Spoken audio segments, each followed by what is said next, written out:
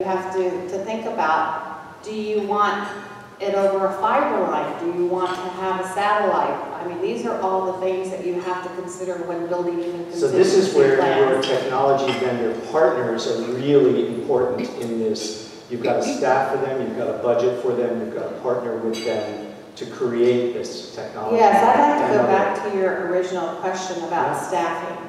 And I have to say, when I first got started, I thought, oh, okay, shaking in my boots, to tell you the truth. I never really thought as a planner, you know, way back in the day that I was actually going to have to get involved with technology. And I was a little fearful of it, I have to say. But then I thought about it and I said, okay, well, this is a great opportunity for me to learn. What better way to have that challenge and just kind of grow within myself to instead of being complacent and getting bored. You know, working for Cisco, I'm not bored. There's always constant change in technologies that are coming out of the marketplace. So, you know, for me, staffing was 3 times the amount of putting on a physical event. 3 times? 3 times. And the reason for that is because along with technology, you want to have your experts handy. So if I was, for example, setting up offices around the globe, I would have a telepresence expert at each one of those locations. And the reason I do that is because, you know, if the speaker who doesn't know anything about technology, I want them to feel, to have that comfort level, knowing that they could go to somebody at any particular point in time and they can give them the answers that they need. That's a great tip, that when you are planning and budgeting for a virtual or a hybrid event, plan on 3 times your staffing levels. But you're also talking, and I'm sure, and this was a question I was going to ask you, you're talking probably 5 times the cost for the staff too, right? Because they're higher. Because they're higher hourly wage and all of that. Yep. Good point. Well, see, within Cisco, we have our own IT. Right. So, you know, I mean, we avoid some of those costs unless there's a chargeback model in place, which, you know, for corporations today, there's always that chargeback model. But if you're looking, if you're coming from, like, let's say my perspective as a nonprofit association, to have that kind of strategic partnership, you would have to plan a budget accordingly. Absolutely. Yes, you don't want to go bankrupt on the technology line, so budgets are really important. And I mean, that's one of the first things I have to plan for myself, and any planner. It's just, if you're planning, that's one of the first things you have to look at is what is your budget. I've got 2 more questions for you. I've got 2 more questions that I want to go through quickly, and then we'll move on to Roberta. Talk about ways in which you prepare your speakers differently to engage in a hybrid event or a virtual event, and also talk about contingency planning. What if the power goes down? Those sort of things. Not so much, God forbid, a tsunami comes in, but really, you know, the basic contingency plannings that you have to do. Sure. First of all, regarding speakers, I cannot stress enough about rehearsals. Speaker rehearsals. We get told time and time again from the speakers that, oh, thank God I came. I'm so glad that I had this opportunity. Yeah, but before they say, oh, I have no time to do a rehearsal, right? Right. And so we really encourage our speakers to participate in some kind of a rehearsal for virtual meetings with a virtual component. And probably shorter keynote speeches than in a face-to-face? I would say the average time, length of time for any virtual component, we have found you shouldn't have your virtual component any longer than, say, 2 hours, 2.5 hours. Yep. Because people lose interest after a time. We all know what it's like to sit at our computers and multitask and do other things. And the other thing, you have to build in some type of break periods in between those 2 hours of time, so that they can get up and use the restroom, or if they have to take a call or something like that. We found that we use those break times for commercials or gaming to keep people interested if they don't want to get off, so we don't use them as well. So talk about contingency planning as well. Yeah. How you back all this up in case something happens. Well, the good thing about WebEx technology is it's recorded. It's a recorded session. So anytime something like that would happen, you know, we can always play the recording afterwards. The other thing, if you've got speakers and you've got them signed up, and let's say something dreadful happens, you can always ask them to put together their presentation and then kind of have to record it, and then send it out at a later date. So that is a contingency plan. The other contingency plan, like I said, is the fiber cable and the satellite dish, because then it's a dedicated line, and you won't get the interference over a voice line. Great. And at different properties, you have to make sure that you bring in that fiber line. Great.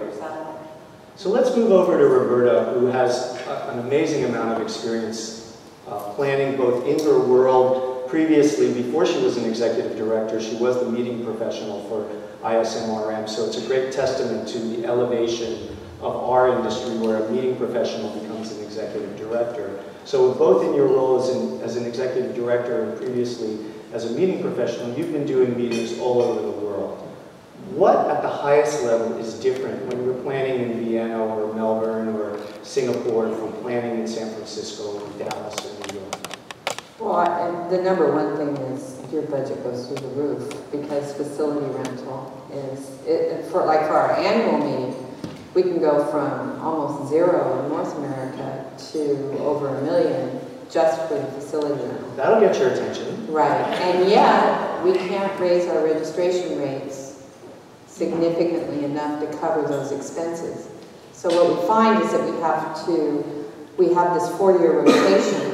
The idea is to make as much money as you can in the 2 years you're in North America to subsidize your meetings outside North America if it becomes necessary. So this becomes a member benefit with a worldwide membership where you do meetings in North America where typically your rentals are zero or quite low, to be able to pay on the other side when you're overseas where rentals are typically much higher. Yeah, typically much higher, yes. Yeah. What about the whole quote-unquote scary thing around freight and customs? You're based here in Northern California, and you're sending a meeting to the EU or to Australia. You're shipping, you're dealing with customs. You obviously just can't put something in a FedEx pack. You've got to have partnerships with shippers and customs brokers. This takes some experience. Definitely. I mean, you want to... You need to have those relationships with a good customs broker. I'm going to clarify that when we do a 4-year rotation, one of the things that we look for in site selection is areas of the world where you do business above the table and not below the table or under the table. Right. So transparent business relationships. Transparent business relationships. Now, I'm not saying that we're not going to be heading into areas where it gets a little muddy, but at least for the annual meeting, we try to keep everything above the table. And so do you look at, there's United Nations reports on transparent government and business relationships. Is it from networking with people that you find this out? Where do you get It's absolutely networking. I can't stress that for anybody planning meetings internationally or any meetings at all is your network of colleagues in the industry. This was the big point when we were doing the planning from this. Each of the speakers sent me notes. Roberta's sent me a bunch of notes, and at the bottom in capital letters, you wrote networking. Right. It's absolutely essential. In the site selection process outside of North America, I have a number of people that, and my director of meetings has a number of people that we both contact to find out what their experiences were in that part of the, that particular city or that particular country. Did you have any customs issues? Did you have to buy your boxes out of, off the docks, that kind of thing? Because those are all red flags for us that we know are going to hit us hard in our budget. In a year that we could be going in with a budget that's in the red, that's going to have to be subsidized by the meetings in North America. And, ultimately, this last year we were in Stockholm, and it's the first year in all the years that I've been with this association that we've actually had a profitable meeting outside of North America. And I'm trying to manage my board's expectations. That's not going to happen every time, you know, because that would be, oh, you broke through the roof. No, you could have just been lucky, you know, but, you know, so we want to keep that expectation that 2 years we make money, 2 years we subsidize. But yeah, I mean, that we definitely draw on our network of friends in the industry and picking up the phone and calling people. And I'm not just talking about other meeting planners. I have friends that are on the supplier side that I can talk to confidentially that have been a great source of information for me. Talk about using or not using a PCO and maybe define what a PCO is, because it's a little bit different from North American perspective of a typical A DMC. PCO is a professional Congress organizer, and they are essentially a third party who can help you in a lot of different ways. We tend to plan our own meetings. We tend to go into a city outside of North America and say, no, you have to look at us as the PCO. We are the PCO, not you. But with that said, we did use a PCO last year to do our housing in Stockholm.